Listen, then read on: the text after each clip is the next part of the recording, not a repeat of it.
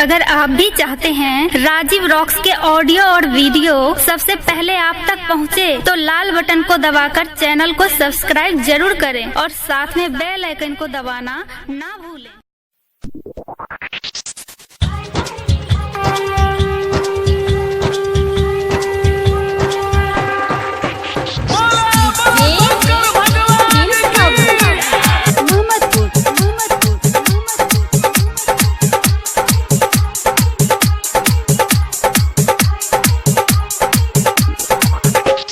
अब की सवान में हम तोरा बहा बहा धाम घूमे है बोगे।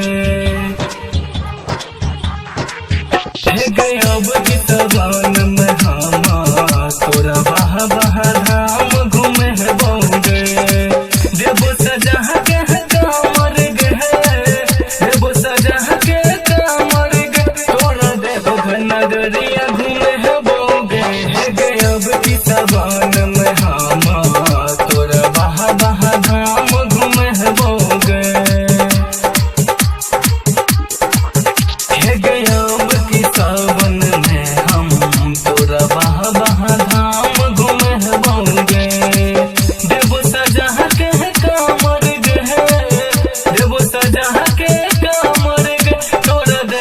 नगरिया घूमे बोगे।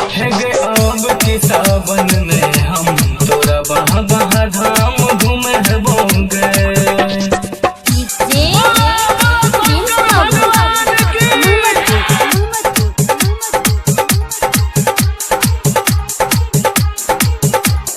देव घरे तू जई है गे, बाबा पे जल चढ़ई है गे।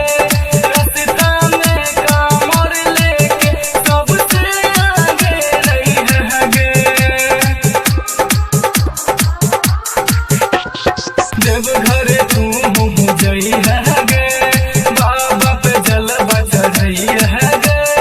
रसिता में कामर लेके सबसे आगे रही है गे।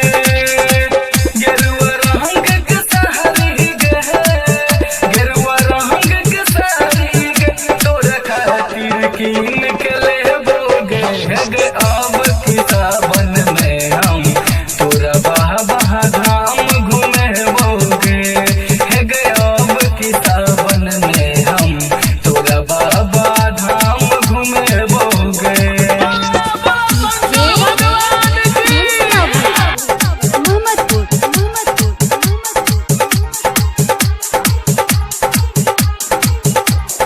बाबा के पूजा कह रही है, किस्मत